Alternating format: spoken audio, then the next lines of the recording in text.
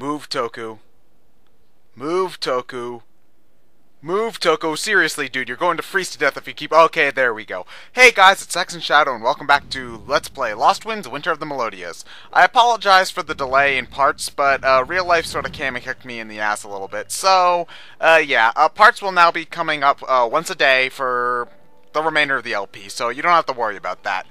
Anyway, it looks like the water is too frozen and solid and not liquidy enough in order for us to get into the Melodias city. I think you might be able to maneuver yourself on top of it, but I'm not quite sure at the moment, so... Oh shit, this dude. Huh. Looks kind of... okay, spoiler alert, it's Riveren. He's got one of those stupid bionicle masks on, though, which kind of sucks, but whatever. Nah, man. Getting eaten by monsters already. It's just like another Thursday for me, I guess. Now, anyway, this part of the game, particularly this segment right here and the segments immediately following, have been prone to slow down on my machines. It's gotten better after each subsequent playthrough, I do, but especially the first few playthroughs of this game that I did, I had some really bad slowdown in this area, this cutscene, and the area immediately following it. Like, you can kind of see here while I'm moving around Enroll a lot, you can still do that in the cutscene, but the movement seems a little bit less fluid than it normally does. I don't know why that it happens here. Maybe it's because it's a brand new area, but it doesn't really seem all that vast. There aren't that many things happening at once. Maybe it's just because there's so many character models here. I mean, this area of the game, the Ulua village area thing, has pretty much the most characters in the it has the most characters concentrated in the game. So maybe that's it, but I don't think it's sort of like a sprite limitation thing that you might see on SNES or NES games. I'm not really sure what causes it, but it's an interesting little technical thing. So if anybody's more adept with this sort of stuff, please leave a comment telling me what's going on. So, yeah. Anyway, we finally found Magni, so mission accomplished, right? Well, no. She kind of got poisoned, cursed, sick, infected, I don't know. We had to help her because she touched the stupid bionicle mask, and now...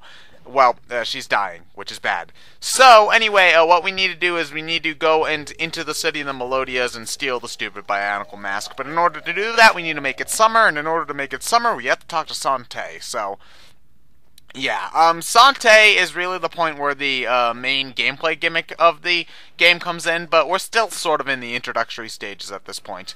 Anyway, the chief there, he gave us the... slightly less stupid looking winter's ski outfit. I don't know, something other than the stupid orange hair. I actually kind of like this costume a bit, but basically this costume allows us to walk around in the cold without having to deal with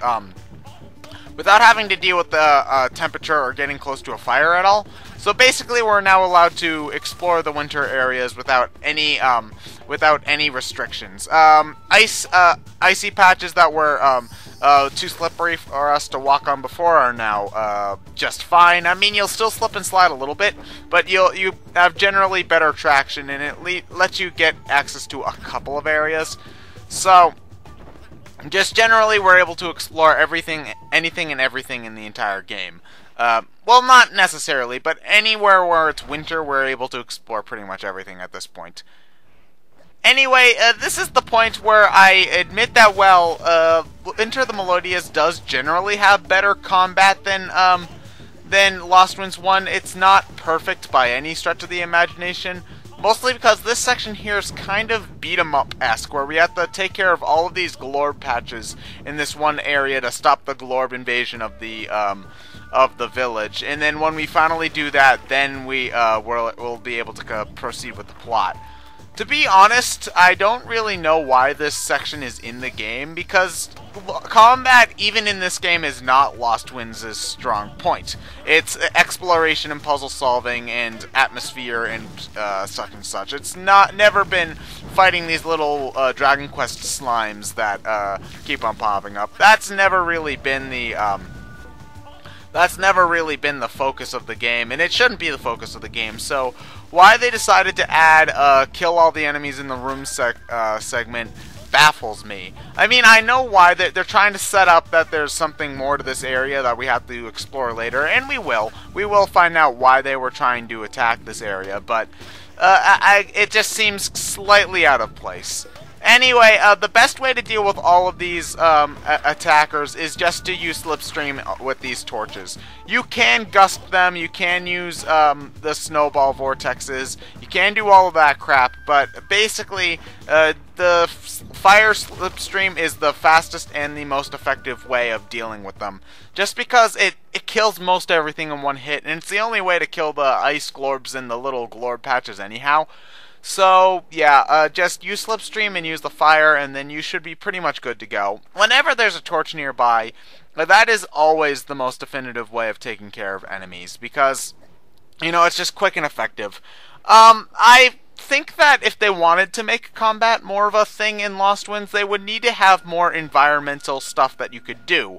Like, and using the environment to attack the enemies, which I think makes sense considering the general gimmick of the game is, you know, interacting with, using your wind powers to interact with the environment. I think having more interactive stuff would make it a little bit better when it comes to combat, because they've already were on the right track here with stuff like the falling snow and the torches.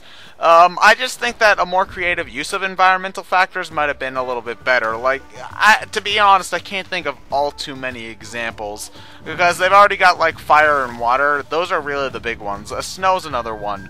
You control wind, so that's all the way out. But I think that if they had done things like, first off, if they had made the rocks a little bit easier to deal with, having lots of rocks all over the place, or maybe being able to uproot bushes or trees or something. I don't know. Against combat, I don't think would ever be the focus of the games, and I don't think it should be. But if they wanted to make it at least a little bit more dynamic, enhanced interaction with the environment definitely seems like a step in the right direction. Anyway, I'm being an idiot here because I opened up that thing right there. The what's it called? I opened up that little latch and it made snowfall, and what I was supposed to do is use the snowfall to create a snowball and use the snowball to break down the ice, like such. And now that I did that, we get access to this other ledge. That one plopped open. Doesn't complete the puzzle. It brings us to another area where we can complete the puzzle. Again, the puzzles in LostWinds are not really supposed to be brain teasers. The game pretty much directs you exactly to where you go, and there's been very few times where I was stuck on a puzzle for any other reason other than I lost my focus or I wasn't paying attention. The puzzles are pretty much just open latch, go to next latch, open that latch. And there are other things in there, like how do I get this latch open and stuff like that. But it's never really supposed to be too challenging. And I think that if they were to make a third LostWinds game, I think maybe adding a little bit more challenge might be a good way to make it a little bit more engaging. Because, I mean, I appreciate the sort of laid-back atmosphere of LostWinds in incredibly annoying difficulty levels, such as, like, Contra or Ghouls and Ghosts. That would definitely not fit this franchise at all.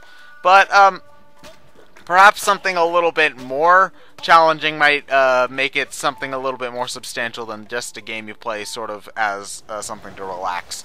Not that that's necessarily a bad thing, mind you. I play a lot of games. Games like LostWinds are games that I really sort of appreciate, because I can sort of turn my game off and...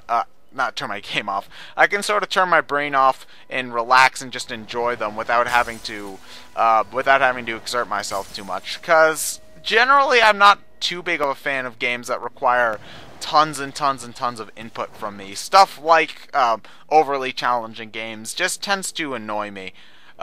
Just because I want to be able to enjoy the game without having to frantically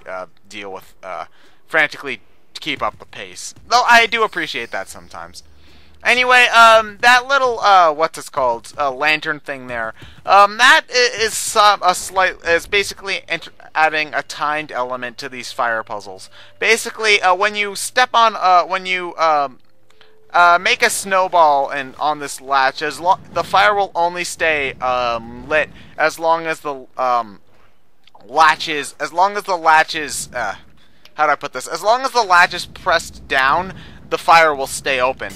But the thing is that the snow will eventually dissipate after a certain amount of time. So you need to keep an eye on how you need to be quick when you're dealing with those sort of lanterns, because that's just how you.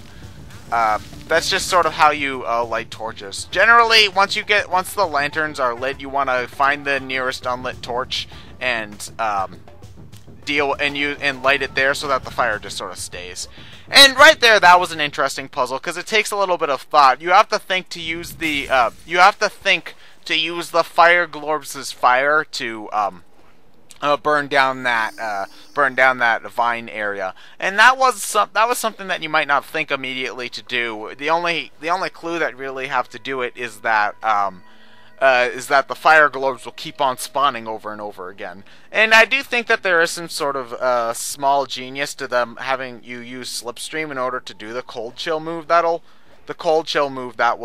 undo the fire globes' fire, because undoubtedly you'll sort of slip up and you'll accidentally slipstream the fire to somewhere else, and that's sort of your indication that you can use their fire to interact with the environment even further than just the enemies itself. And it's that sort of environmental interaction that I wish that they would expand upon, making the enemies a puzzle themselves, but might make the combat a little bit more inventive. And now I don't want anything too drawn out because I haven't played Skyward Sword, Zelda Skyward Sword. But one of the complaints with the game is that the enemies that you fight take too long to kill because they have puzzle elements into them. And I can understand why that would be an issue, but I think that if it was something sort of light, like, I don't know, using one type of enemy to kill another type of enemy, or something, like only having a room full of those ice globes and one fire globe, and having to use the fire globe to kill the ice globes first, I think that sort of puzzle mentality would make the game a bit stronger. Like, make it not combat, but make the enemies just part of a bigger puzzle, I think would work. Basically what I'm trying to say is that the game wouldn't be a game where you're just walking through a room and there's an enemy, and every time you fight that enemy you would complete a puzzle, and then the next time you have to fight that enemy you complete the same puzzle. I'm not necessarily saying that. I'm more saying that in LostWinds, I think it would work if they made the enemies parts of the puzzles themselves. And you see aspects of that in these games, like you see parts where you have to use a globe to break down a door, or earlier where you had to use the fire globe in order to break down the wall, but you don't see it all that much. Anyway, next time we meet the Spirit of Seasons, Sante. I'm ExandShadow, and I'll see you guys later.